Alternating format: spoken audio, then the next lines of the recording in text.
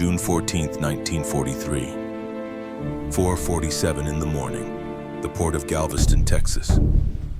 Liesl Hartman stepped off the troop ship onto American soil, and the first thing she noticed wasn't the sight of land after 14 days at sea, but the smell. Salt air mixed with diesel fuel and something clean she couldn't identify. Something that didn't reek of unwashed bodies or the metallic tang of blood she'd lived with for 3 years treating wounded in North African field hospitals.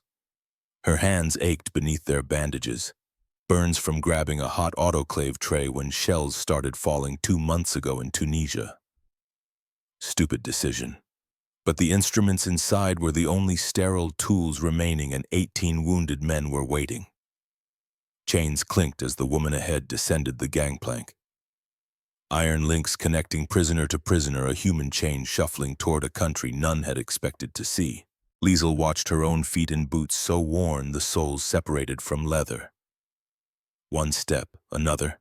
The dock felt solid after 2 weeks of rolling deck. "Ma'am, watch your step there." She froze. An American guard stood at the gangplank's base, hand extended not to grab but to steady. He was old 60 at least, maybe older. His uniform hung loose on a frame that had probably been stronger once. But his eyes were gentle. "Ma'am." She tested the English word. Nobody had called her that in 3 years. "Yes, ma'am. Take it slow. You've had a long voyage." Liesl accepted his hand, stepped down. Her legs shook, and not just from the sea journey. Reality and expectation refused to align. They'd told her what to expect.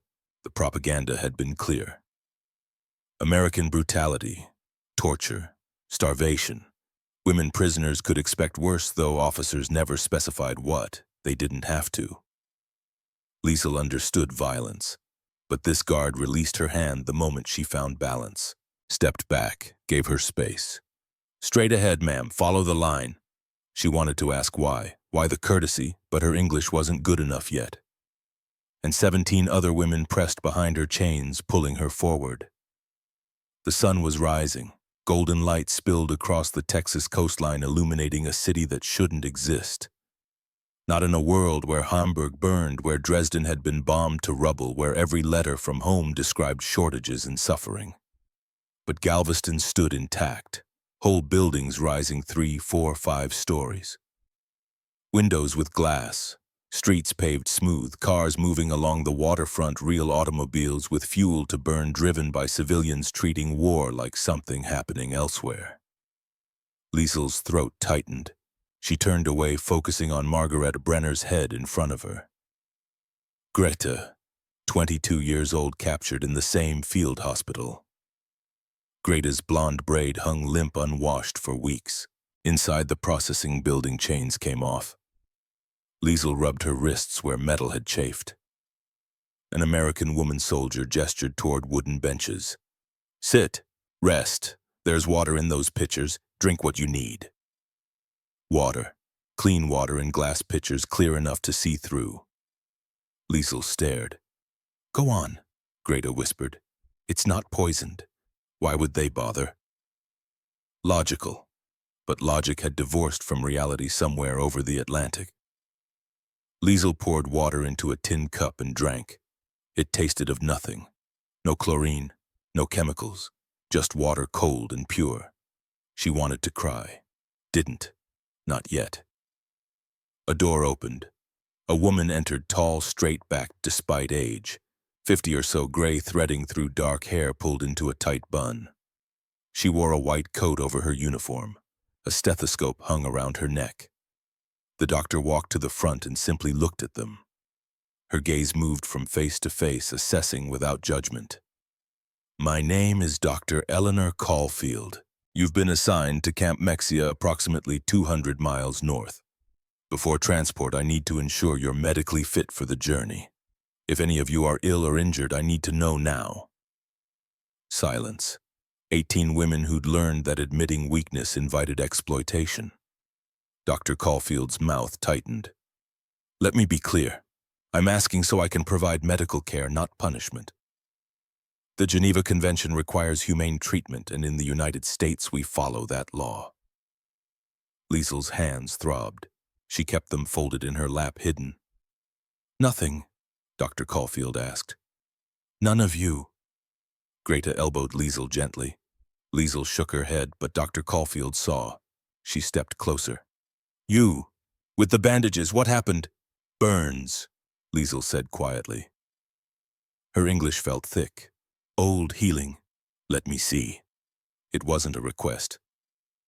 Liesel stood, walked forward on legs that hadn't adjusted to solid ground, extended her hands. Dr. Caulfield unwrapped the bandages slowly, her touch professional and impersonal. The burns underneath had scabbed weeks ago, but infection had set in during the voyage. Red streaks radiated from the wounds. Dr. Caulfield's jaw tightened. "This needs proper treatment, immediately. I can wait. Until camp. You'll have blood poisoning by then." Dr. Caulfield turned to an assistant. "Get my kit, antiseptic, clean bandages, and penicillin." Penicillin. Liesel had heard of it. A miracle drug the Americans had. She'd watched men die from infections that penicillin would have cured, and this doctor was offering it to her, an enemy, a prisoner. "Because you're a nurse," Dr. Caulfield said, reading her expression. "I can see it in how you tried to hide your injuries, but infection doesn't care about pride, and I won't let a treatable wound become a death sentence." The assistant returned. Dr. Caulfield cleaned the burns with solution that stung but smelled blessedly antiseptic. Applied cream, wrapped both hands in fresh white bandages, then loaded a syringe and injected clear liquid into Liesel's arm. "That'll hurt for a few hours, but it'll save your life. Change the bandages every 2 days. I'll check on you at Camp Mexia." "Thank you." Liesel's voice cracked. "I don't understand." Dr. Caulfield packed her supplies.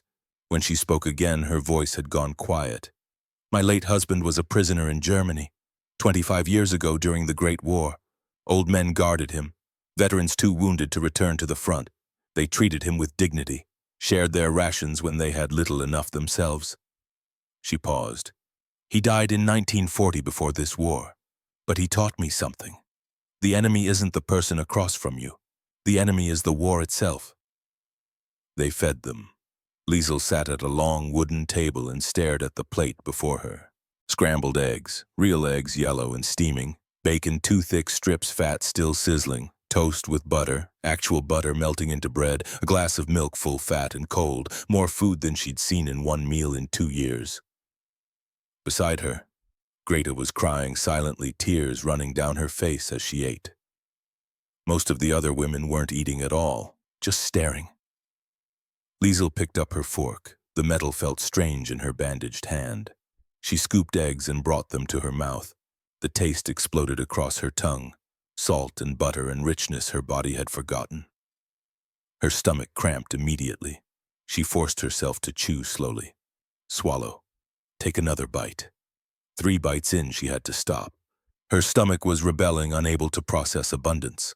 She ran, found a bathroom, vomited everything into a toilet that flushed with clean water, rinsed her mouth at a sink with hot and cold running water, stared at her reflection in an uncracked mirror. The woman looking back was a stranger. 24 years old, but looking 40. Hollow cheeks, dark circles, hair that had once been thick and blonde, now brittle. "Forgive me, Mama," she whispered. "Forgive me for surviving when Heinrich might be starving." The door opened. Dr. Caulfield entered unsurprised. "First rich meal in a long time will do that. Your stomach needs to adjust. Try again later, smaller portions." Liesel turned. "The others, they ate some, others couldn't." Dr. Caulfield leaned against the sink. "You know what malnutrition does, takes time to recover. Why feed enemies better than you feed your own people? We know Americans have rationing too. We do. But Geneva Convention requires we feed prisoners the same rations we give our soldiers. That's the rule." Dr. Caulfield's expression didn't change. "Creates resentment among civilians who see enemy soldiers eating steak while they're rationing meat. But the law is the law.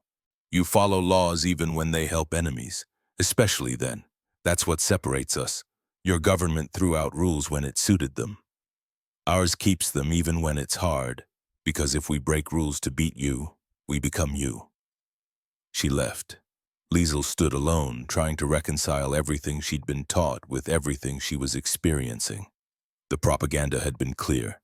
Americans were weak, soft. They would crumble under pressure. They had no discipline, no honor, no strength.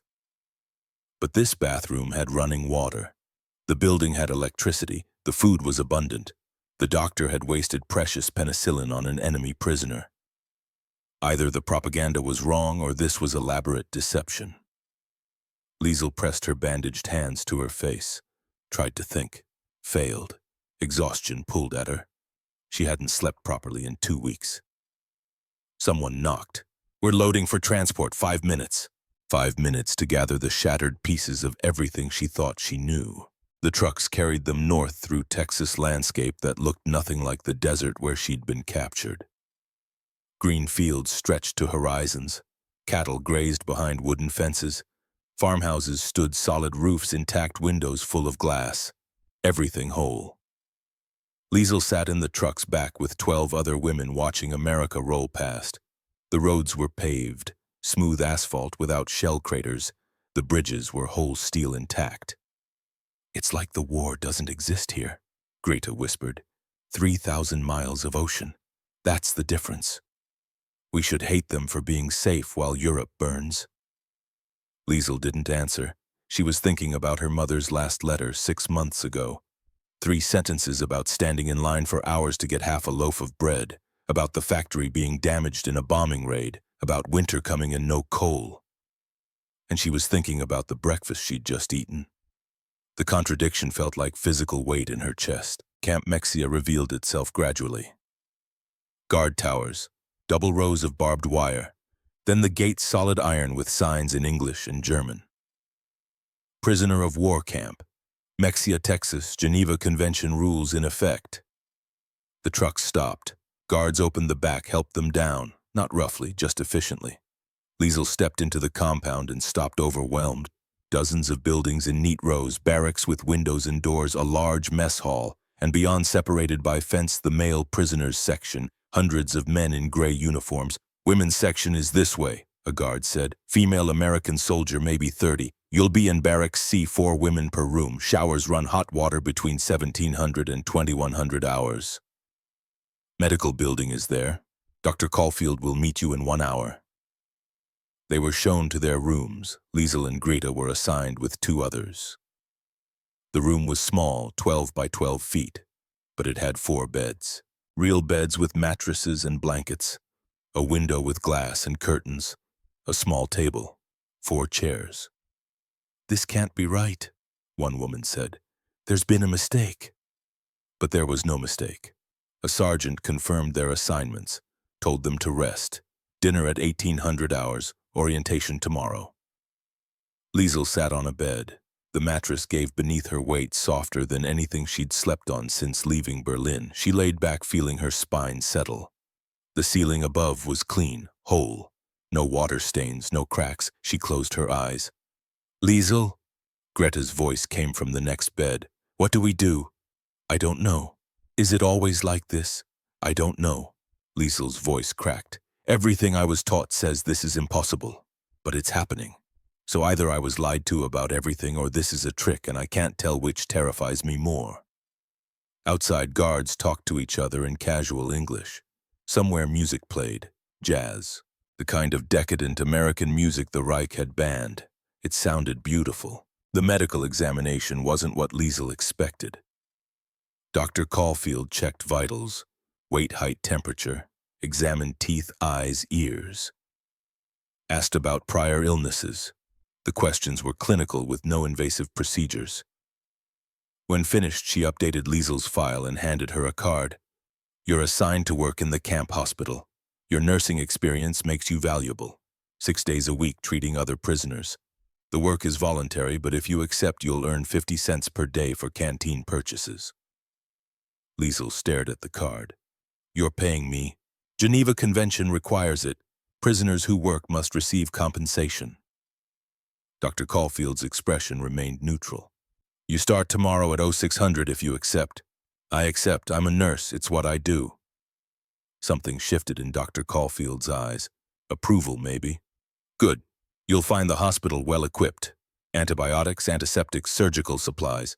You won't be working in the conditions you experienced in North Africa. Why give enemies access to good medicine? Because sick prisoners become dead prisoners and dead prisoners can't be repatriated when the war ends. It's not charity, it's logistics. Dr. Caulfield paused. And because treating people humanely maintains our moral authority, we can feed you, house you, and care for you while still fighting your country. She left. Liesel remained on the examination table, turning the work card over in her bandaged hands. 50 cents per day, for work she'd been doing unpaid for 3 years. Under conditions that included antibiotics instead of prayers, the world had inverted. Dinner that evening was roast chicken with vegetables and potatoes. Real chicken. Fresh vegetables. Bread that wasn't moldy. Butter. Milk. Liesel managed 4 bites before her stomach rebelled. She excused herself, ran to the bathroom, vomited, returned.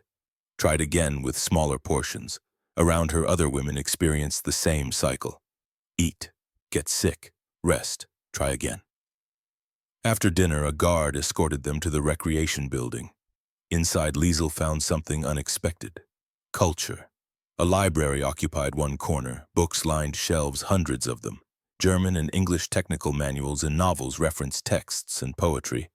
A guard explained they could check out 3 books at a time. Liesel ran her fingers along spines. Found Goethe, Schiller.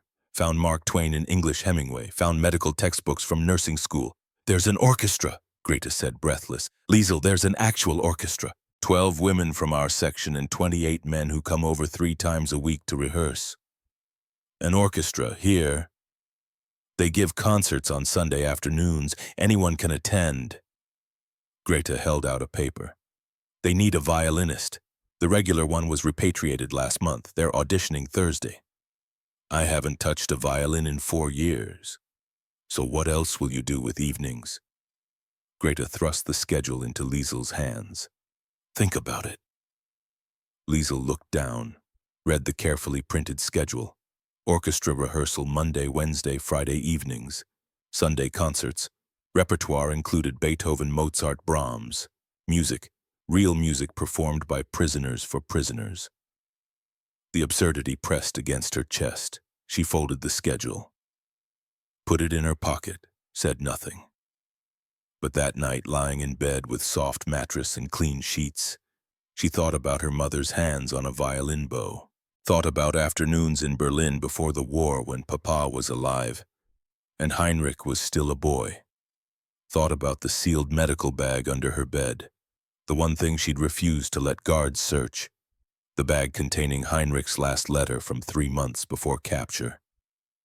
I'm being transferred to the Eastern Front, Stalingrad. Tell Mama I'll write when I can. This war is going to kill us all. She hadn't told Mama, hadn't had time. 2 weeks later, the field hospital was overrun. She was captured, shipped to a port, loaded onto a boat, and now she was here eating chicken while Heinrich was somewhere in Russia facing winter and Soviet guns, if he was still alive. Forgive me, she whispered into darkness, for being here, for being safe, for eating well while you starve. No answer came, just Greta's breathing and distant guard voices and the strange safety of a prison camp that felt more like sanctuary. Morning came too soon. 05:30 wake-up. Showers with hot water that actually worked. Breakfast at 0600. Eggs again. Toast. Coffee, real coffee, strong and bitter. Liesel managed 6 bites this time. Progress. At 0600, she reported to the hospital. Dr. Caulfield was already reviewing files. She looked up. You came. I said I would. Many say that. Fewer follow through. Dr. Caulfield gestured to a white coat. That's yours. Wear it during work hours. Guards will give you more freedom of movement. Liesel took the coat, slipped it on. The fabric was clean pressed, made her feel like a nurse again instead of a prisoner. Your primary duty is treating other POWs. Minor injuries, illnesses, routine care. Anything serious, you consult me. Clear. Clear. 20 beds. Currently 16 occupied. You'll do rounds at 0600, 1300, and 1800.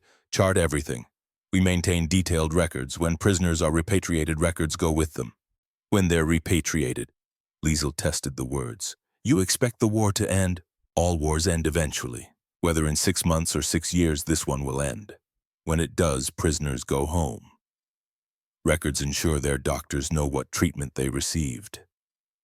Procedure. Everything seemed governed by procedure, rules, laws, systematic organization treating prisoners not as enemies to destroy, but as problems to manage until they could be returned. Dr. Caulfield led her through the ward, introduced patients, explained cases, treatment plans, prognoses. Spoke to Liesel not as subordinate but as colleague.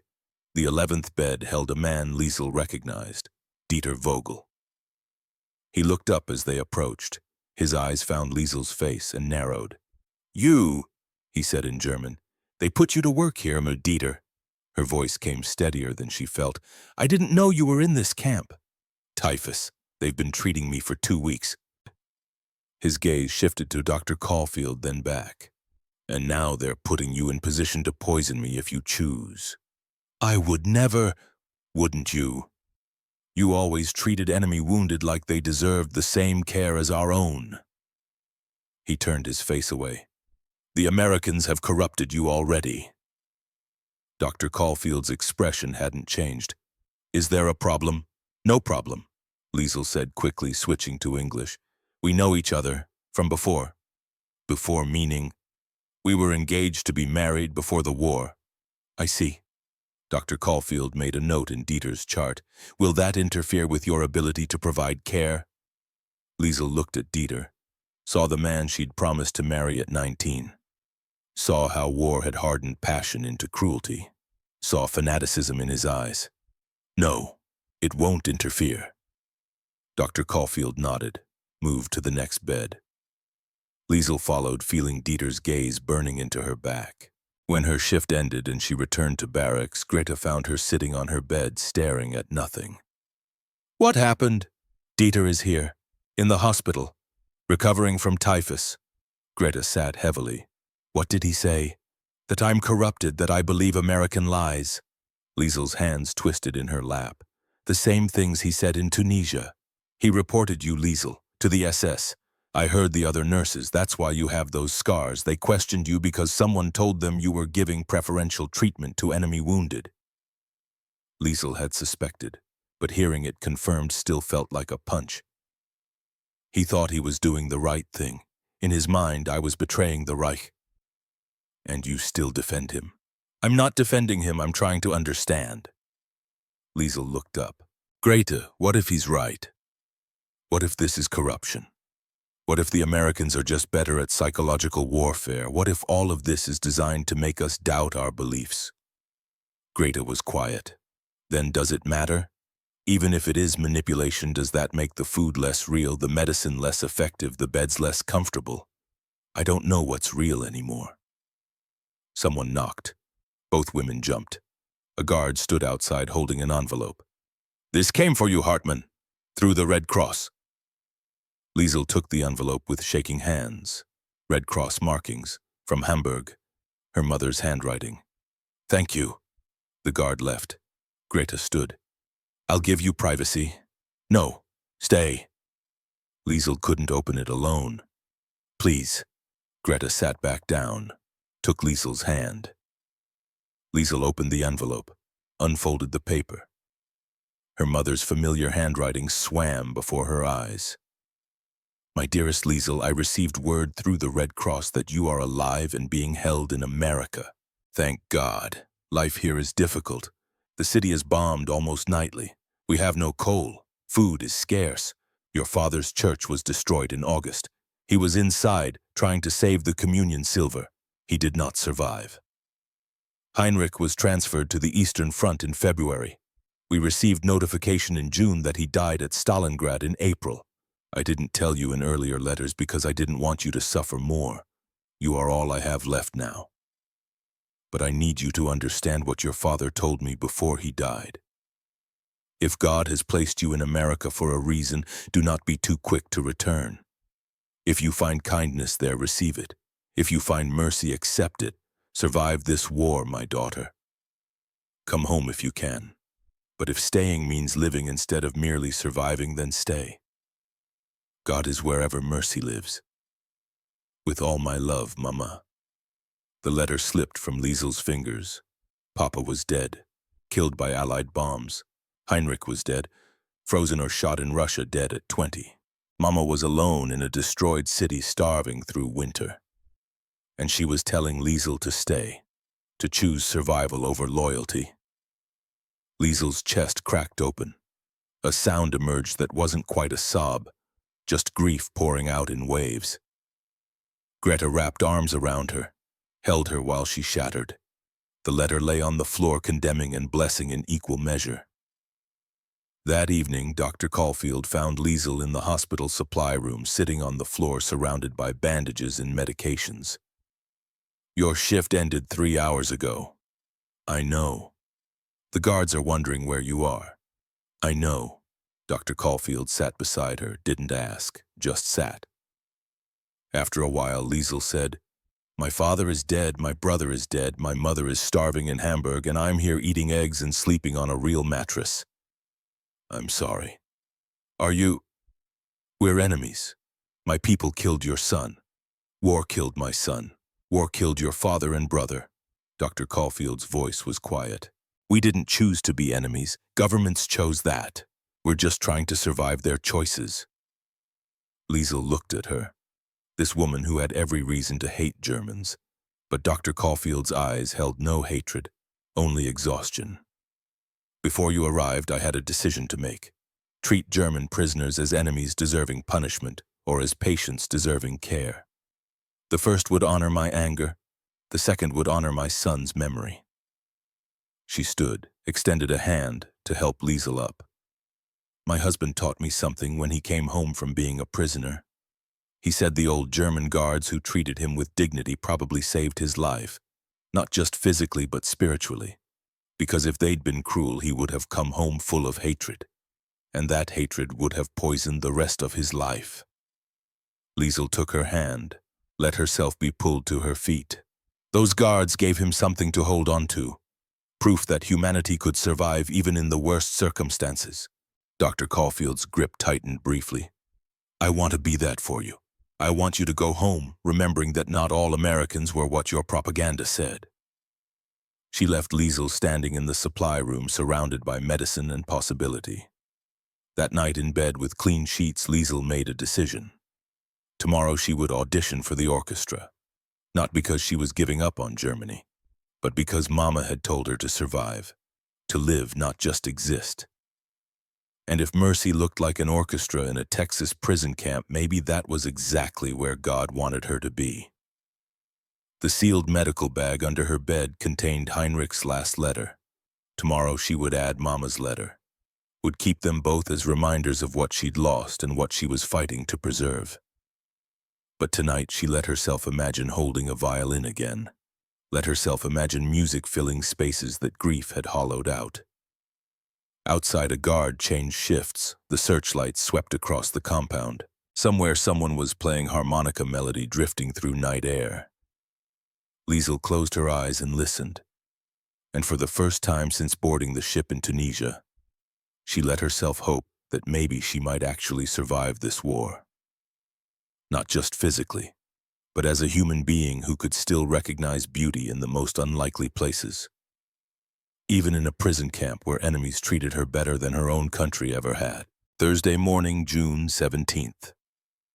Liesel stood outside the recreation building holding a violin she hadn't touched in 4 years. An American guard had retrieved it from storage, handed it to her with casual efficiency. The wood felt foreign against her shoulder. The strings needed tuning. Her bandaged hands made holding the bow awkward. But when she drew the bow across strings for the first time, muscle memory took over. The sound wasn't beautiful, wasn't even good.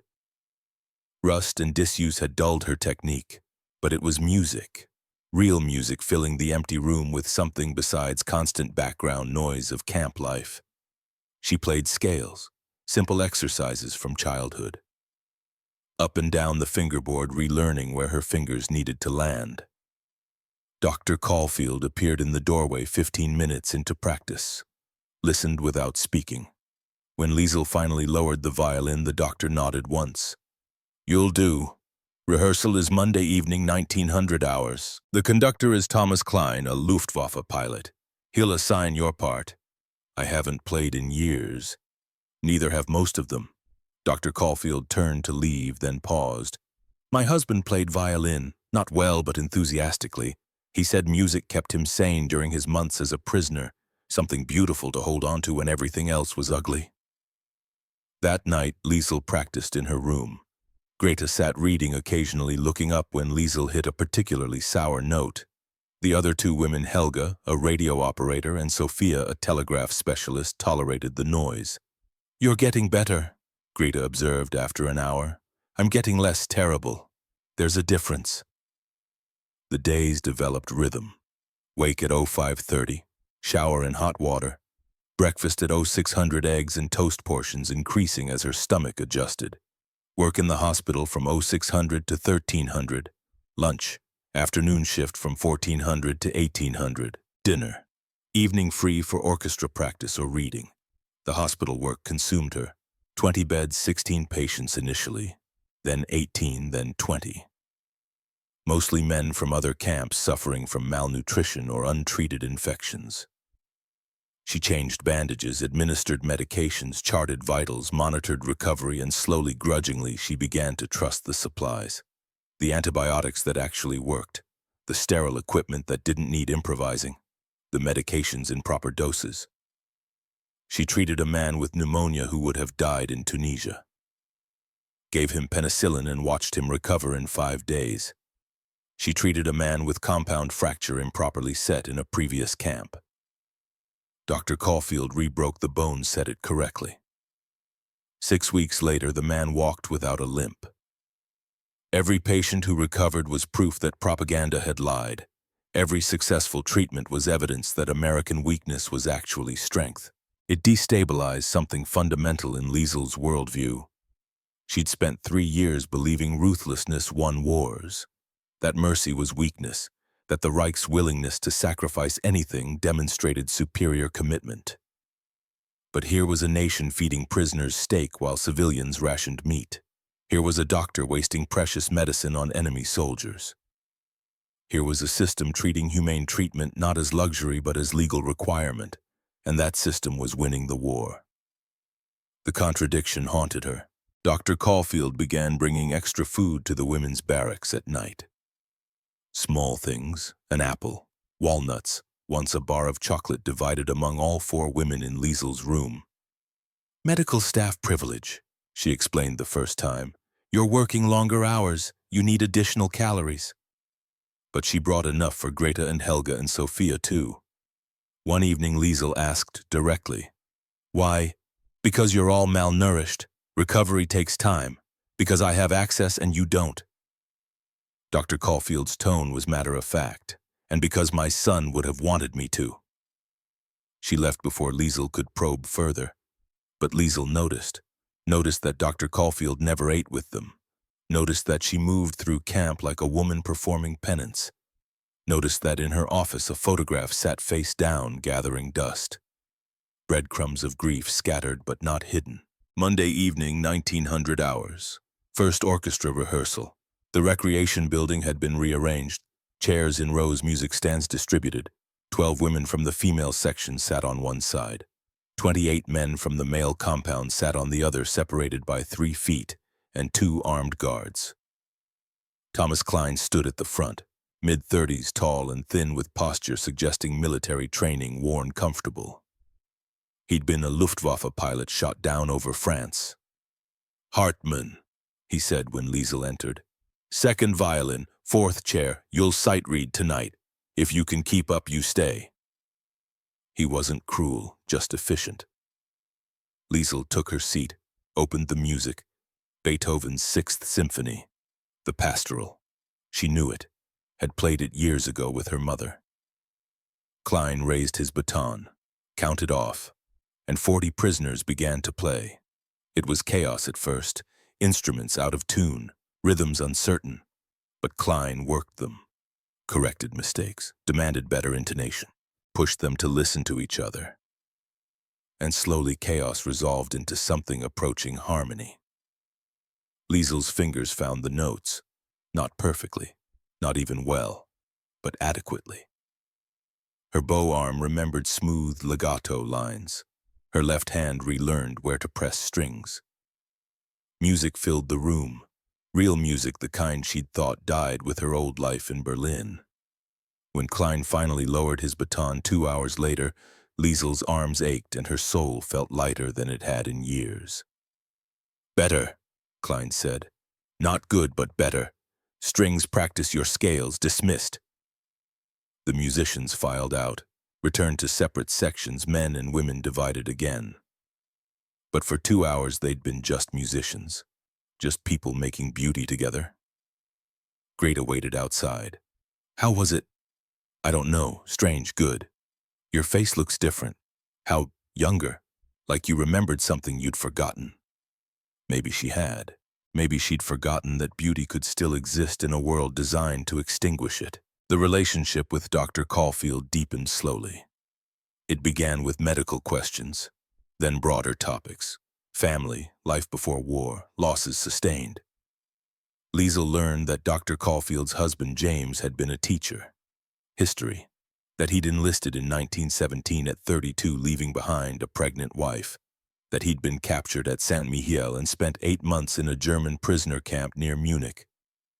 They shared their rations with him, Dr. Caulfield said one afternoon while restocking supplies. These German guards who barely had enough themselves, they'd give prisoners portions of their own meals. "Why?" James asked them once. One old guard said, "Because we remember being soldiers. We remember what it's like to be cold and scared. You're somebody's son. Treating you like an animal wouldn't bring our own sons home." Dr. Caulfield's hands stilled on a box of bandages. James came home in 1919 believing Germans weren't monsters. He taught history with that understanding, tried to make his students see that every war has human beings on both sides. She resumed stocking shelves. "He died in 1940, heart attack. He never knew about this war, never saw his son enlist, never learned that Michael died at Anzio." Her voice remained steady. "Sometimes I think that's a mercy. Your son, the photograph on your desk, is staying face down until this war ends. I can't look at his face every day and maintain the professionalism required to treat German prisoners with humanity. So the picture stays down. I remember him, I mourn him, but I don't look." It was the most personal thing she'd shared, a gift of trust. "I understand," Liesel said quietly. "My brother's last letter is in a sealed bag under my bed. I can't read it again. If I do, I'll break, so it stays sealed. I remember what it said, but I don't look." Dr. Caulfield met her eyes, held her gaze, nodded once. They returned to work in companionable silence. 2 women carrying ghosts too heavy to set down, but too precious to abandon. June became July. Heat pressed down on Camp Mexia. Temperatures climbed past 100 degrees most afternoons. But on the 3rd Saturday in July, something unexpected happened. A truck arrived, not military. A civilian farm truck driven by a woman about 65. She parked outside the female compound and climbed down carrying crates. Strawberries, fresh strawberries, red and ripe. The woman approached the gate, spoke to guards. The camp administrator came, had a brief conversation, waved her through. She entered carrying 2 crates, set them down in the recreation building, looked around at assembled women with practical farmer assessment. "I'm Colleen Whitmore," she announced in English. The female guard translated into German. "My farm is 10 miles east. Had a good strawberry harvest this year, more than we can eat. Seemed ashamed to waste them when you girls are probably missing fresh fruit." She gestured to the crates. "Help yourselves. The guards already checked them. No contraband, just strawberries." The women stared. Nobody moved. Mrs. Whitmore sighed. "I know. You're thinking it's a trap. It's not. It's just an old woman who grew too many strawberries and doesn't like waste." She turned to leave, stopped, turned back. My son is somewhere in the Pacific, fighting Japanese. I don't know if he's alive. Haven't heard in 3 months. Her voice roughened. When I pray for him at night, I pray some Japanese mother is showing him kindness if he's been captured, feeding him if he's hungry. She met Liesel's eyes. I can't control what happens to my boy, but I can control what happens here. So, strawberries. Eat them in good health. She left.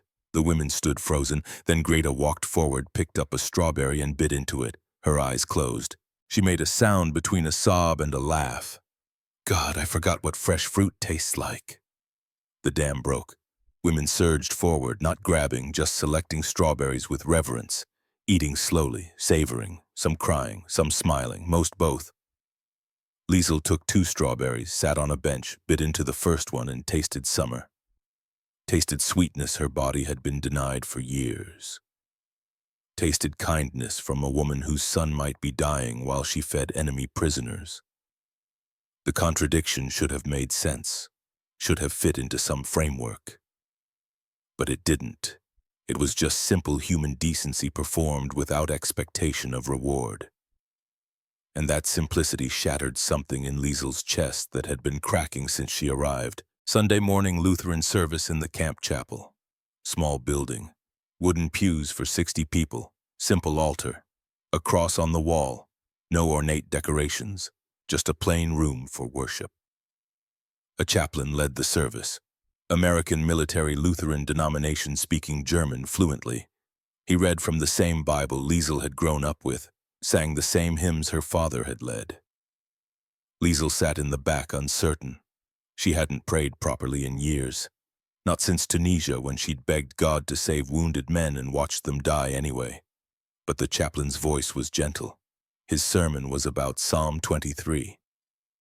The Lord is my shepherd, and he spoke about finding God in dark valleys. Some of you feel abandoned by God, he said quietly. You're in a prison camp far from home, uncertain about your future. You've lost family, lost friends, and you wonder where God is in all this suffering. He paused, looked around. I can't give you easy answers, but I can tell you this. You're alive. You're fed, you're sheltered, you're receiving medical care, and in this moment you have freedom to worship. His hand gestured to the cross. Christ didn't die on a comfortable bed surrounded by friends. He died in agony, abandoned, executed as a criminal. If God can be present there at the absolute bottom of human suffering, then God can be present here, in this camp, in your fear, in your grief. Something in Liesel's chest loosened. She closed her eyes and for the first time in years prayed without bitterness. Not for rescue, not for the war to end, just for strength to survive another day, for her mother alone in Hamburg, for wisdom to know what to believe. When she opened her eyes, she found Dr. Caulfield 3 rows ahead, head bowed, shoulders curved in grief that wouldn't be comforted. After the service, Liesel approached. I didn't expect to see you here. I come most Sundays, not because I have faith anymore, because James did. Coming here keeps a promise. The chaplain seemed sincere. They all do. Dr. Caulfield stood. But if it comforts you, I'm glad. She left. Liesel watched her go, recognizing the particular flavor of grief that had progressed beyond tears. Mid-July. A crisis. Liesel was working afternoon shift when guards brought in a civilian. Young girl, maybe 12, face pale and sweating. The guard who carried her looked panicked. She's the camp administrator's daughter. Collapsed at home. Severe abdominal pain. We didn't know where else to bring her. Dr. Caulfield examined her quickly. Appendicitis, advanced. The appendix might have ruptured. We need to operate now. Can you do it here? Yes, but I need assistance. Competent assistance. Dr. Caulfield's eyes found Liesel. Hartman, have you assisted in surgery? Field surgery, limited supplies. Good enough, scrub in. The next 2 hours blurred. Liesel had assisted in dozens of surgeries in Tunisia, but always on soldiers, always under combat conditions. This was different. Proper equipment, actual anesthetic, sterile conditions, a child who deserved to live. Dr. Caulfield worked with calm precision that comes from decades of practice. Opened the abdomen, found the appendix, removed it seconds before it would have burst. Irrigate, she ordered. Liesel complied. Drain tube. Liesel handed it over. Close. 30 minutes later, the girl was stable, sedated, breathing normally, prognosis excellent. Dr. Caulfield peeled off her gloves. Good work, Hartman. Couldn't have done it without you. The camp administrator arrived an hour later, found his daughter sleeping peacefully, turned to Dr. Caulfield with tears in his eyes. Thank you. Don't thank me. Thank Nurse Hartman. She kept her stable while I operated. The administrator turned to Liesel, extended his hand. Thank you. You saved my daughter's life. Liesel shook his hand, feeling surreal. This morning she'd been an enemy prisoner. Tonight she was being thanked by an American officer. I'm a nurse. It's what I do. 2 days later, the administrator appeared carrying a package, asked to see Hartman. When Liesel arrived, he handed it to her. My wife made these. She wanted you to have them. Inside were wool gloves, hand-knitted, soft and warm, for winter that was still months away, but someone had thought ahead. Liesel held them carefully, feeling the weight of intention in every stitch. Thank you. I don't know what to say. You don't have to say anything, just know we won't forget what you did. He left. Liesel stood holding the gloves, feeling the walls in her mind continuing to crumble. Late August. Tensions in the male compound escalated. Liesel heard rumors first.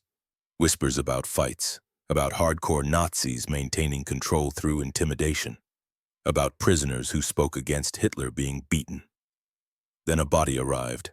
Otto Schneider, 58, former merchant sailor, found hanging in his barracks, staged to look like suicide. But Dr. Caulfield wasn't fooled.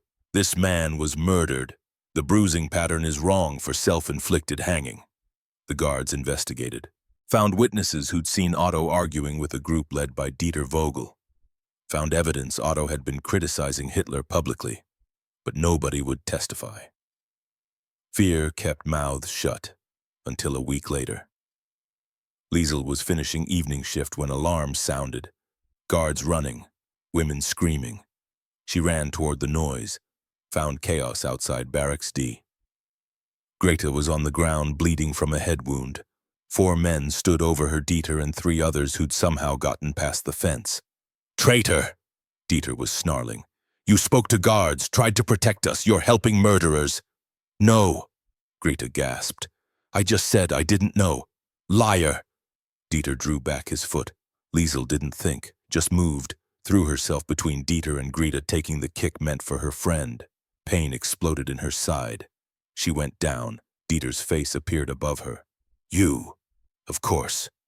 The one who treats enemies like they deserve the same care as our own. They're patients, human beings. They're Americans, enemies of the Reich, and you're sleeping in their beds, eating their food, playing their music. His voice dropped to something venomous. I reported you once in Tunisia. Should have reported you sooner. Guards arrived, pulled Dieter and his companions away, and this time Liesel spoke. Otto Schneider was murdered. These men did it. I've heard them talking in the hospital. They killed him because he said Germany was losing. Tonight they attacked Greta because they were afraid she'd tell the truth. Dieter's face went white, then red. You dare, I dare, because I'm done pretending that loyalty to Germany means defending murder. Liesel stood wincing. You want to call me a traitor, fine, but I won't be complicit in your crimes.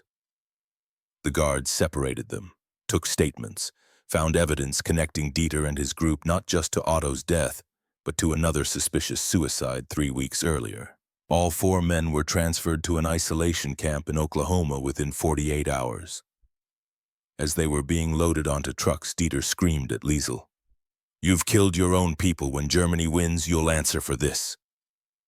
Liesel stood silent, watched him go, felt nothing except exhaustion and strange relief.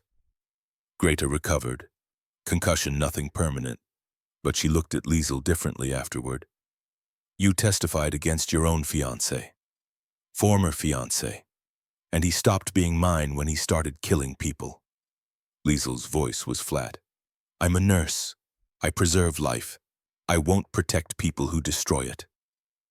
Something had shifted. Some final thread connecting her to the ideology she'd been raised in had snapped cleanly.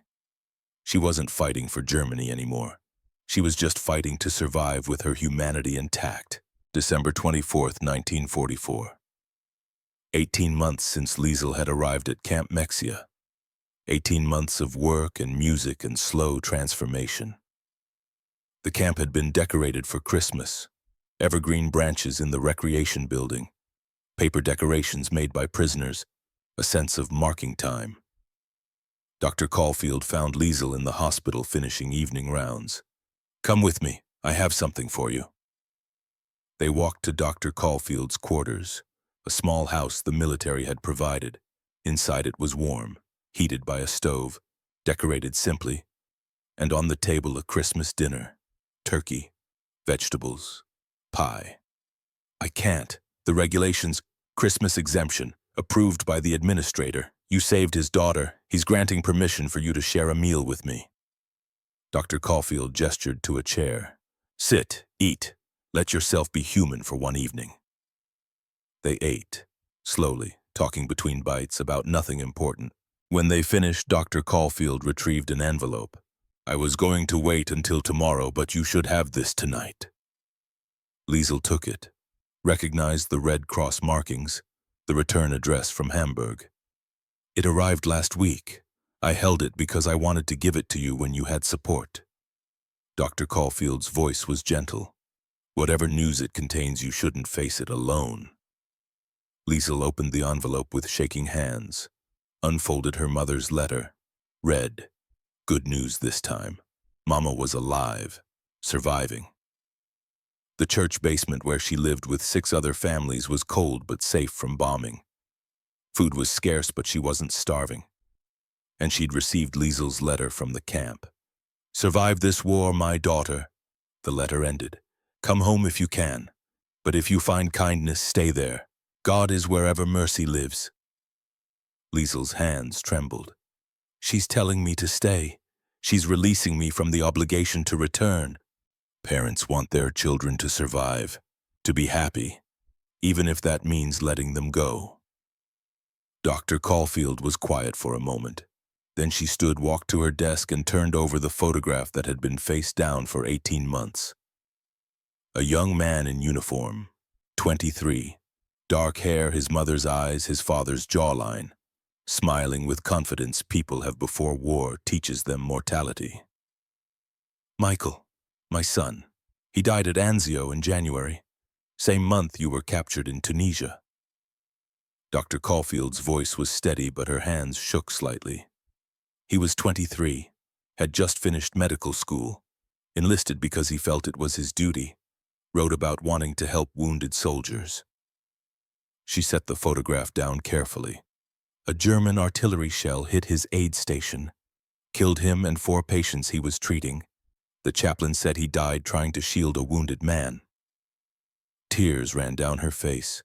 She didn't wipe them away. "I could hate you. Your people killed my boy. But hate won't bring him back, won't honor his memory." She met Liesel's eyes. "Michael believed in mercy, in treating enemies with dignity. The best way I can honor him is to be the kind of person he believed I was, the kind who treats German prisoners the way he would have wanted German doctors to treat wounded American soldiers." Liesel stood, crossed the distance between them, put her arms around this woman who had every reason to hate her and chose kindness instead. They stood together, 2 women who'd lost almost everything, holding each other while grief and gratitude tangled. "Thank you," Liesel whispered. "For the penicillin, for the food, for the music, for treating me like a human being. You were never the enemy, Liesel. You were just another person trapped in a war neither of us chose." Dr. Caulfield's arms tightened briefly. "Now, one more thing." She retrieved another envelope, larger this time. "The orchestra is giving a concert tomorrow. Christmas concert. This is your invitation to have your mother attend. She's in Hamburg." "I know, but I submitted a request through the Red Cross 6 months ago asking if she could attend via radio link. They approved it. Tomorrow at 1500 hours, your concert will be broadcast via shortwave to a receiver in Hamburg. Your mother will be able to hear you play. Liesel stared at the envelope, couldn't speak. Because you saved my administrator's daughter. Because you've been an exemplary assistant. Because you testified against murderers even though it made you a target. Dr. Caulfield's voice softened. And because every mother deserves to know her child is alive. I don't know what to say. Don't say anything, just play well tomorrow. December 25th, 1500 hours. The recreation building was packed. Prisoners filled every seat. Guards stood along walls. A few civilians from town had been granted permission, including the administrator and his daughter, who waved shyly at Liesel. The orchestra assembled, 40 musicians representing every branch of the German military. Thomas Klein raised his baton. Before we begin, he announced in German, then repeated in English. I want to acknowledge that this concert is being broadcast via shortwave radio to Hamburg, Germany. To the families of our musicians, today we give them proof of life. We give them hope. He turned to the orchestra, lifted his baton, counted off. They played Handel's Messiah, then traditional carols, Silent Night in harmony that made hardened soldiers cry. O come all ye faithful, with conviction that defied captivity. And when Liesel played her violin solos, she played for her mother. For Mama, alone in a cold church basement listening to radio static resolve into music, hearing proof that her daughter survived. She played until her arms ached, until her fingers bled slightly, until everything else disappeared except the music and the hope that somewhere 3,000 miles away a woman who'd lost husband and son could hear and know that her daughter lived. The concert ended. Applause filled the room. Liesel lowered her violin, looked up, and saw Dr. Caulfield in the back, tears running down her face, hands pressed to her mouth.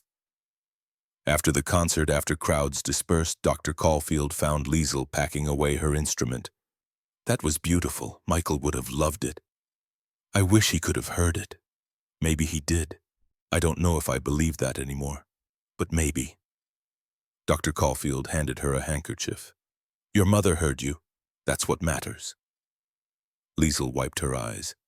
I don't know how to repay this. You already have.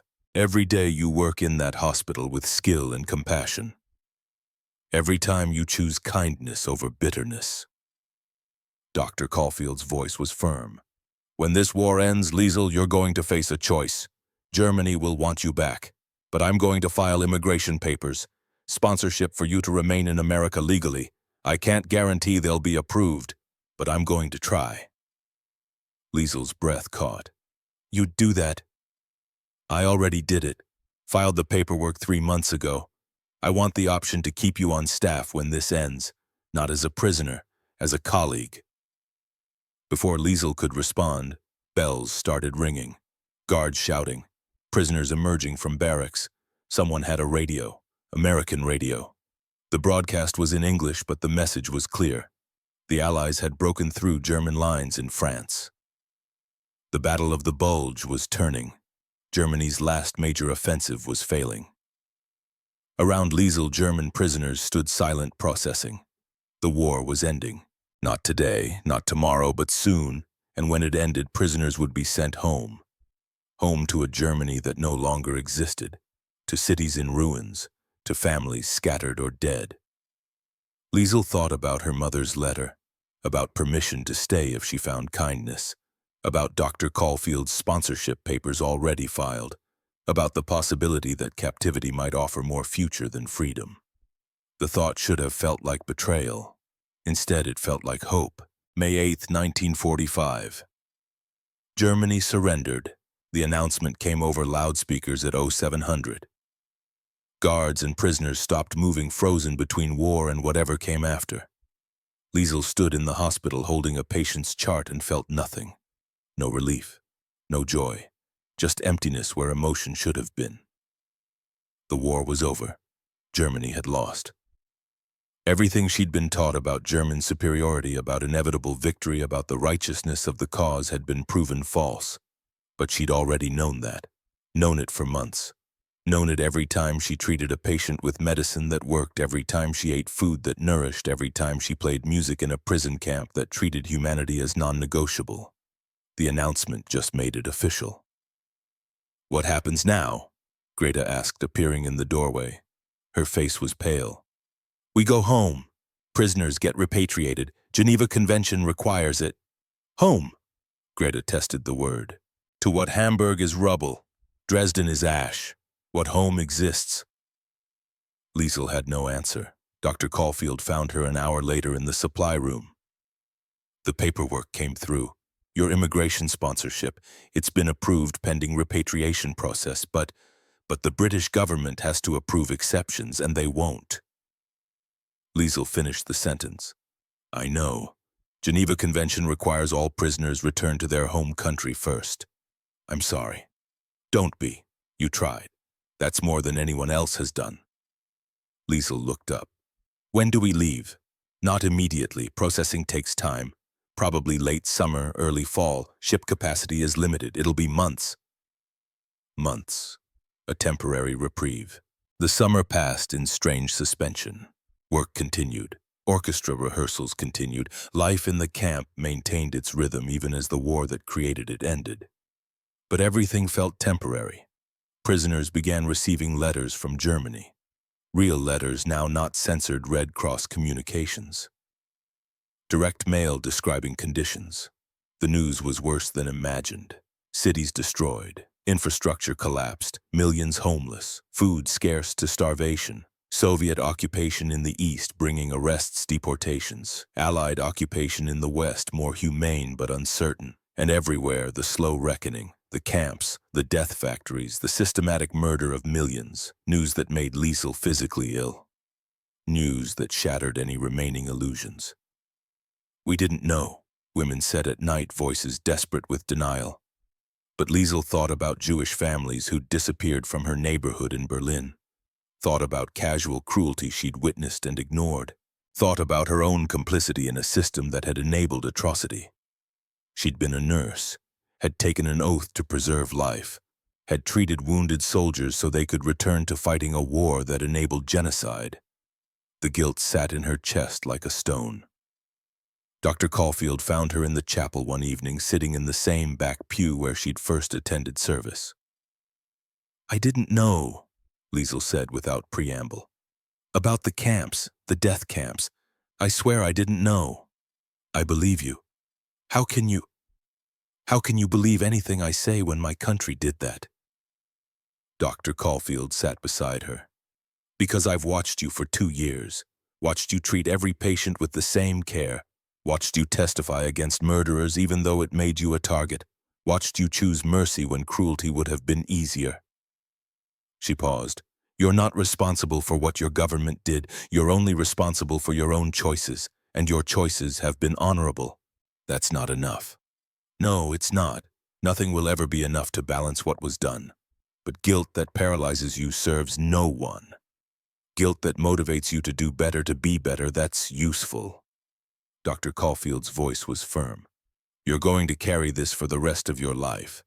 The question is whether you let it destroy you or whether you use it to build something better." Liesel sat in silence while evening light filtered through plain windows. August brought the formal announcement. All German POWs would be repatriated by December 31st, 1946. Processing would begin in September. Liesel submitted required paperwork, attended orientation sessions, was measured for civilian clothes to replace her worn uniform, and 6,000 prisoners, including Liesel, submitted formal petitions requesting permission to remain in America. The petitions were detailed, listing skills, describing work performed, providing references from guards and civilian employers. Liesel's petition was co-signed by Dr. Caulfield, the camp administrator, and Colleen Whitmore. 3 Americans vouching for an enemy prisoner's character. The response came swiftly. Denied. All petitions denied. The British government ruled that Geneva Convention requirements were absolute. All prisoners must be repatriated for proper processing. No exceptions. International law must be respected. The announcement came in October. Liesel heard it in the hospital. 6,000 hopes extinguished. "I'm sorry," Dr. Caulfield said that evening. "I knew it was unlikely, but I'd hoped. Hope is dangerous. Reality is that you'll go home processed through British centers and eventually be released into occupied Germany. But nothing prevents you from applying for legal immigration afterward. The sponsorship papers are still valid." "How long?" "Years, probably. Immigration quotas are strict. German applicants are low priority." Dr. Caulfield met her eyes. "But I'll keep the paperwork active. When you're ready, you can apply. I'll be here." It wasn't the answer Liesel wanted, but it was the only answer available. November 14th, 1946. Departure day. Liesel packed her few possessions, civilian clothes that fit poorly, the wool gloves from the administrator's wife, the sealed medical bag with her brother's letter and her mother's letters. She dressed in the navy blue dress and coat, and the wool gloves. She wore those. Greta and the other women from her barracks stood ready, Helga crying quietly, Sophia staring at nothing. "This doesn't feel real," Greta whispered. "Maybe it won't be as bad as the letters say." "Don't lie to me, Liesel." Guards escorted them to the central yard where trucks waited. Male prisoners were already loading. Dr. Caulfield stood near the gate, not in her white coat, in a simple dress looking older than her 55 years. Liesel approached, stopped 3 feet away. "Thank you," she said, "for everything, for the medicine, for the music, for treating me like a human being." "You were never the enemy, Liesel. Remember that when things get hard." Dr. Caulfield's voice cracked. "When you apply for immigration, I'll expedite the paperwork. However long it takes, I'll be here." She stepped forward, pulled Liesel into an embrace that violated regulations. Liesel held on. This woman who'd lost her son to German artillery. This woman who'd chosen kindness over revenge. "I'll write. Through the Red Cross. Do that, please." Dr. Caulfield released her, stepped back, wiped her eyes quickly. "Now go, before I embarrass myself." Liesel climbed into the truck, found a seat beside Greta, watched through the canvas as Camp Mexia disappeared, the place where she'd been imprisoned, the place where she'd been freed. The contradiction no longer confused her. She understood now that chains could liberate if they broke you free from lies. The trucks drove to Galveston, the same port where she'd arrived 3.5 years ago. The ship waiting was larger, a proper passenger vessel, commissioned to carry prisoners back to England. Liesel boarded, was assigned a cabin 4 women per room, beds that were narrow but real, so different from the voyage that brought her. The ship departed at dusk. Liesel stood on deck with Greta watching the Texas coastline recede. "Do you think we'll ever come back?" Greta asked. "I don't know. Maybe, if the paperwork goes through." "That's a lot of ifs." "Yes." The voyage took 3 weeks. North Atlantic in November, rough seas and cold wind. But the ship had heat, had food, had medical facilities. Liesel spent the crossing practicing English with other women who'd decided to apply for immigration eventually, teaching what she'd learned, sharing Dr. Caulfield's address, building a network of women who refused to accept that Germany's defeat meant their own destruction. They arrived in Liverpool in December, were processed through temporary camps, questioned, documented, given papers identifying them as repatriated prisoners. The train to Hamburg took 2 days through a Europe that looked like the apocalypse. Bombed cities, destroyed bridges, refugees everywhere. Liesel pressed her face to the window and watched her continent's suicide scroll past. Hamburg, January 3rd, 1947. The city was gone. 80% of buildings reduced to rubble. Streets cleared enough for vehicles but lined with ruins. The cold was brutal. -10 Celsius. Cold that penetrated wool and flesh and bone. Liesel walked through her old neighborhood searching for landmarks. The apartment building where she'd grown up existed only as a crater. The church where Papa had preached was a shell.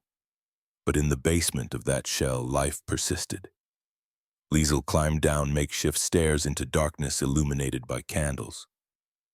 Found 20 people living in a space designed for storage. Mattresses on the floor, a jury-rigged stove, hanging blankets creating the illusion of privacy. And in the corner, wrapped in every piece of fabric she owned, was Mama, 68 years old, weighing maybe 89 pounds. Face gaunt with starvation, but alive. Liesel, the voice was Mama's, but smaller, weaker. Mama, I'm home. They held each other. Mama's body felt fragile, like holding a bird. You're so thin, Liesel whispered. So are you. Mama pulled back, studied her face in candlelight. But you're alive, thank God.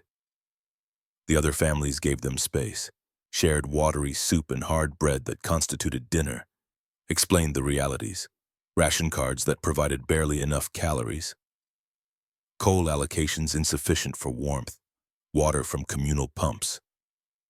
That night, Liesel lay on a mattress beside Mama, sharing blankets against the cold. Outside, wind howled through the ruined church.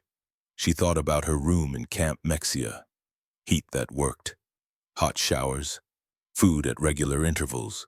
The contrast was obscene. Tell me about America, Mama whispered. Your letters said you were treated well. Yes, they fed us better than their own civilians, gave us medicine and clean beds and... Liesel's voice cracked. Mama, I played violin in an orchestra. They broadcast it on the radio. Did you hear it? I heard. Christmas 1944, I sat in this basement with 20 strangers and listened to your music. I cried for an hour, knowing you were alive. I want to go back. The words escaped before Liesel could stop them. Then go. I can't abandon you. You're not abandoning me. You're choosing life over slow death. Mama's hand found hers in darkness. Liesel, I'm 68. I've lost my husband, my son, everything except you. If you stay here, you'll die with me. But if you go back to America, you live. You build something. That's not fair. I'm not asking you to choose. I'm making the choice for you. Mama's voice was firm despite weakness. When you can apply for immigration, you do it. And when it's approved, you take me with you. They'll never approve immigration for a 68-year-old woman. Then I'll die here and you'll live there. Either way, one of us survives. Liesel turned her face into the thin mattress and cried, grieved for choices that weren't choices, for the obscenity of a world where prison camps offered more humanity than freedom. Spring came. The cold eased. Liesel found work clearing rubble. 10 hours a day hauling broken bricks for pennies, wages that bought almost nothing. The black market thrived. American cigarettes were currency. People traded family heirlooms for potatoes. Liesel had nothing to trade except the civilian dress and the wool gloves she refused to part with. In April, she wrote to Dr. Caulfield through the Red Cross. I'm alive. Mama is alive. Hamburg is destroyed. I'm working rubble clearing. When immigration quotas open, I'll apply. Please keep the sponsorship active. The response came 3 months later. Sponsorship remains active. No timeline yet, could be years. But when they do, your paperwork is ready. Stay alive, Liesel. That's all you have to do. Simple instruction. Impossible execution. By summer, they were both skeletal, surviving on rations that provided 1,200 calories daily, not enough for physical labor, barely enough to sustain Mama's frail body. In August, Dieter appeared. Liesel was walking back from work when he stepped out from behind a ruined building. Thinner than she remembered. Eyes that once burned with Nazi ideology now burned with communist fervor. Liesel, I heard you'd returned. Dieter. She kept walking. He fell into step. We should talk. About the future. We have no future. We were engaged. That commitment still stands. No, it doesn't. Liesel stopped, faced him. You attacked Greta. You murdered Otto. You reported me to the SS. We're done.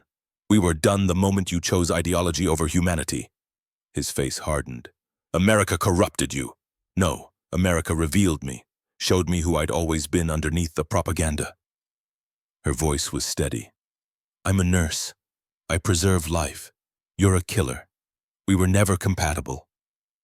She walked away, felt his gaze burning into her back, That conversation was ending something dead for years. Now it was finished. She felt lighter for it. The correspondence with Dr. Caulfield continued. Monthly letters, lifelines thrown across 3,000 miles. Dr. Caulfield wrote about the hospital, about patients, about the camp being converted, about her own grief for Michael. Liesl wrote about rubble clearing, about Mama's declining health, about hope and despair in equal measure. And they both wrote about the future, about immigration quotas, about sponsorship. Years passed. 1948, 1949, 1950, the Berlin airlift, currency reform, the creation of two Germanys, Hamburg in the British zone, relatively fortunate. Conditions improved marginally, more food, some rebuilding, economy functioning again, but it was still Germany, still defeated, still occupied. In 1951, immigration quotas opened for German applicants, limited slots, strict requirements. Liesl applied immediately, submitted Dr. Caulfield's sponsorship, provided references, documented her nursing experience. The wait was interminable. In March 1952, the acceptance letter arrived. Immigration visa approved for Liesl Hartmann and one dependent. Liesl stared at the letter with shaking hands. One dependent. Mama could come. "We're going to America," she whispered. Mama, now 73 and weighing barely 80 pounds, smiled. "I know. I've been praying for this for 5 years." June 15, 1952. 9 years after Liesl first arrived in America as a prisoner. She stood on the deck of the SS United States watching New York Harbor approach, the Statue of Liberty rising from water, but she wasn't processing through Ellis Island. Special arrangements for former POWs with approved visas. She'd go through customs in Manhattan, then take a train to Texas, to Galveston, to Dr. Caulfield, who'd waited 5.5 years. Mama stood beside her, bundled in blankets despite June warmth. The voyage had been hard. Seasickness, weakness, but she'd survived. "Are you scared?"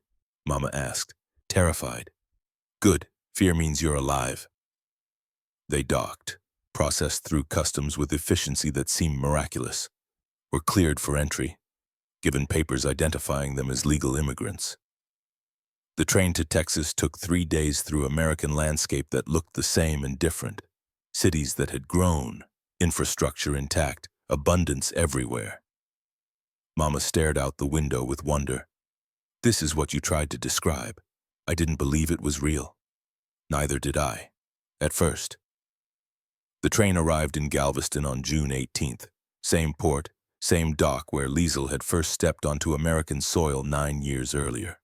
And standing on that dock, looking exactly as Liesl remembered, but with more gray in her hair and deeper lines around her eyes, was Dr. Eleanor Caulfield. Liesl descended from the train on legs that shook, walked across the platform, stopped 3 feet away. Dr. Caulfield closed that distance, pulled Liesl into an embrace that felt like coming home. "Welcome back. Welcome home, Liesl." "I'm home, Eleanor. I'm finally home."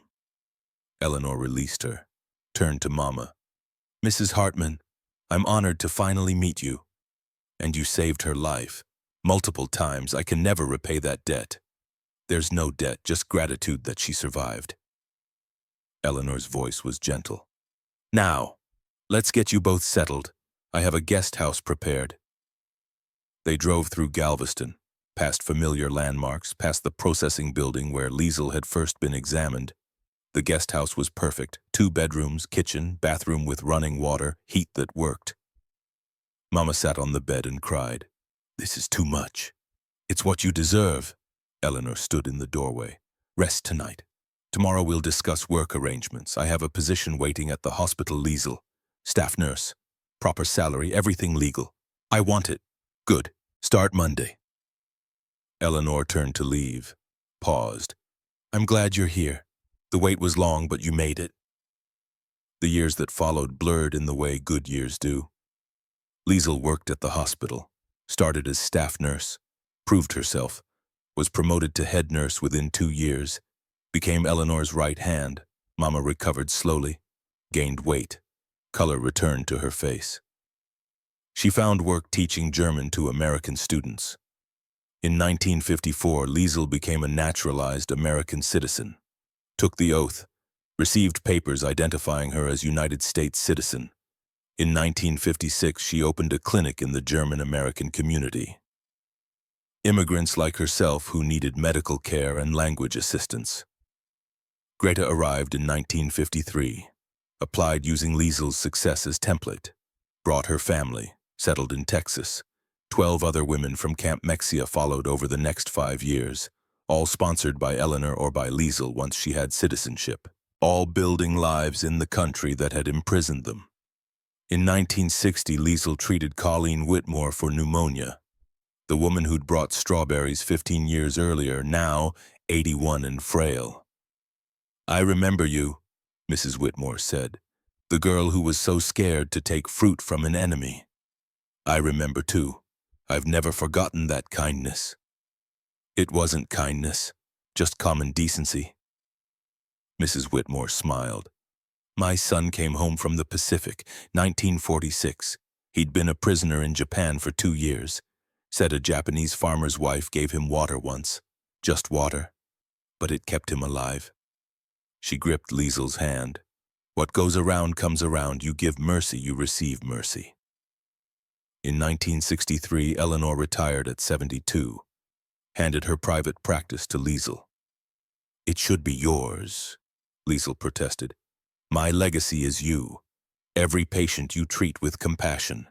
Every immigrant you help. Every time you choose mercy." Eleanor's voice was firm. "Michael would have loved seeing what you've become." In 1968, Eleanor died, peacefully, in her sleep, at 77. Liesel was there, held her hand as she faded, whispered thanks for everything.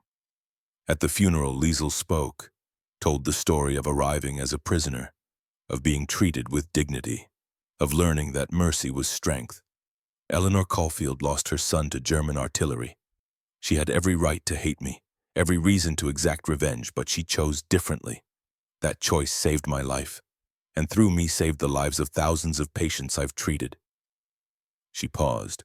When people ask me about Eleanor, I tell them she won a war, not with bullets, but by refusing to let hatred destroy her humanity, by proving that mercy is stronger than vengeance. November 8, 1985. The German War Memorial at Fort Sam Houston, Texas.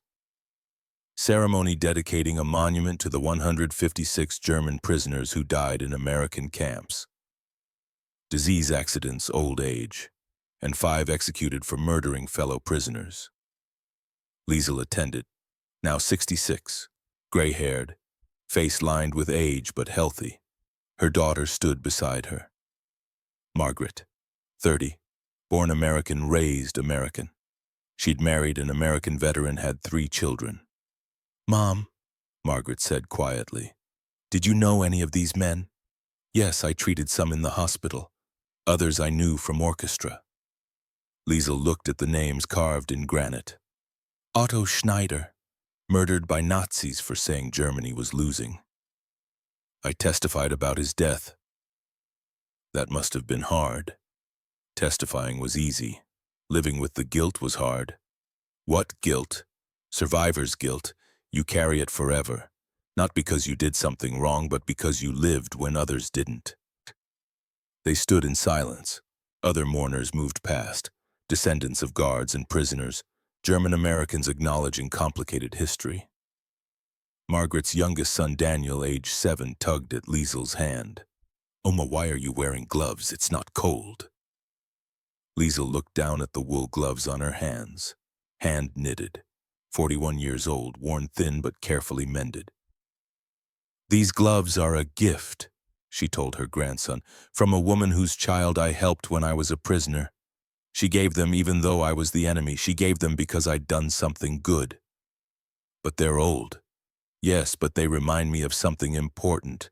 They remind me that people can choose kindness even when hatred would be easier. That mercy is always possible even in the worst circumstances." She knelt down. "Someday you'll face choices about how to treat people who are different from you. When that happens, I want you to remember these gloves. Remember that your Oma was once an enemy prisoner, and Americans chose to treat her with dignity. Remember, that choice made everything else possible. Daniel touched the gloves carefully. I'll remember. Good boy. They walked through the memorial, read names, honored the dead. As they were leaving, a reporter approached, asked Liesel for a comment. She'd been identified as one of the few surviving female POWs who'd returned as an immigrant. What would you want people to know about your experience? Liesel thought for a long moment. Then that captivity can liberate if it breaks you free from lies. That sometimes enemies treat you better than your own side. That mercy is strength, not weakness. And that the choice to be human, to treat others with dignity even when you have power over them, that choice echoes across generations. She gestured to Margaret and Daniel. I was a prisoner of war. America could have treated me with cruelty. Instead, they fed me, healed me, taught me, and eventually welcomed me as a citizen. That generosity created my daughter, my grandchildren. Do you regret anything? I regret the war. I regret my brother dying in Russia. I regret not seeing my father before he was killed. I regret the 6 million murdered in camps I didn't know existed. Her voice was steady. But I don't regret being captured. Those chains freed me from propaganda, from hatred, from the lies I'd been taught. So you consider your captivity a positive experience. I consider it the experience that saved my life, not just physically but spiritually. Liesel looked back at the memorial. America didn't just imprison my body, it liberated my soul, showed me what humanity looks like when it's practiced instead of preached. And if you could go back? Liesel smiled, thought about Camp Mexia, about Eleanor, about violin rehearsals and strawberries and wool gloves. If I could go back, I'd tell my 24-year-old self something. I'd tell her that the world is about to turn upside down, that everything she believes is wrong, that captivity will offer more truth than the freedom she's known, and that the enemy she's been taught to fear will show her more humanity than her own government ever did. She pulled on her gloves. I'd tell her not to be afraid, that sometimes the most difficult paths lead to the most beautiful destinations, that 6,000 prisoners would try to stay in America and thousands more would find their way back legally because the country that imprisoned them treated them better than the country they'd fought for. What happened to the others? 12 of them are in Texas now, citizens, living productive lives. Greta, my closest friend, lives 15 miles from me. We get together every Sunday, cook German food, remember where we came from while being grateful for where we ended up. Any message for current or future generations? Just this: war is inevitable, but how we wage war, how we treat enemies, how we maintain our values under pressure, that determines whether we remain human or become the monsters we claim to fight. She looked directly at the camera. America won World War II not just with superior firepower. It won by refusing to abandon Geneva Convention requirements even when enemies deserved punishment. By feeding prisoners well even when civilians rationed, by treating captivity as temporary care instead of permanent cruelty. That choice to remain human even when inhumanity would be easier created loyalty that battlefield victory never could. 6,000 of us wanted to stay. Thousands more came back. We chose America not because we were conquered, but because we were convinced. The interview ended. Liesel walked with her family toward the parking lot. That was beautiful, Mom, Margaret said. It was true, that's all. They reached the car. Liesel paused before getting in, looked back at the memorial one last time, thought about Otto murdered for telling the truth, about Dieter consumed by ideology, about Heinrich frozen in Russia, about Papa crushed in a church, about Eleanor who'd lost a son but found purpose in mercy, about Mama who'd released her daughter so she could live. Thank you, she whispered to the memorial, to the dead, to the past that had shaped her future. Thank you for the chains that liberated me, for the captivity that taught me freedom, for the enemy who showed me humanity. She got in the car, her family surrounded her daughter, son-in-law, grandchildren, her present and future. The car drove away from the memorial, through San Antonio, toward home, the home she'd chosen, and on her hands the wool gloves remained, 41 years old, threadbare but treasured. A reminder that small acts of kindness echo across decades, that how we treat others in their darkest moments defines our own humanity. That 6,000 German prisoners once refused to leave America, and though they were forced to go, thousands found their way back. Because home isn't always where you're born. Sometimes it's where you're reborn, where you discover who you really are beneath the propaganda, where mercy meets you in your chains and offers something better than freedom offers you truth. Liesl Hartmann had been a prisoner of war, had been an enemy, had been conquered. But she'd also been fed, healed, taught, and ultimately welcomed, had been shown that humanity could survive even total war, had been given the tools to build a life that honored the best of two worlds. In the end, that was enough. More than enough. It was everything. The gloves stayed on, the memories stayed alive, the lessons stayed learned. And somewhere Liesl believed Eleanor was smiling, her legacy living in every patient Liesl treated, every immigrant she helped, every choice to extend mercy instead of judgment. The war had ended 40 years ago, but its echoes continued, in the children of prisoners who became citizens, in the relationships that bridged enemy lines, in the simple truth that how we treat those we have power over determines what kind of people we become. 6,000 German prisoners had refused to leave America in 1946. Britain had forced them home anyway.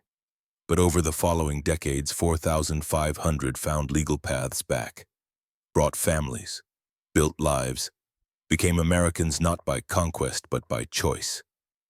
Liesl had been one of them, and she'd never forgotten, would never forget, would carry the memory until her last breath and beyond, passed to children and grandchildren who'd never know captivity but would inherit its lessons. Mercy is strength. Humanity transcends nationality, and sometimes the most unlikely places become holy ground, where transformation happens and lives are saved. The gloves remained, the lessons remained, the gratitude remained. And Liesl Hartmann, former prisoner, current American, eternal witness to the power of choosing humanity over hatred, went home to the country that had shown her what freedom really meant.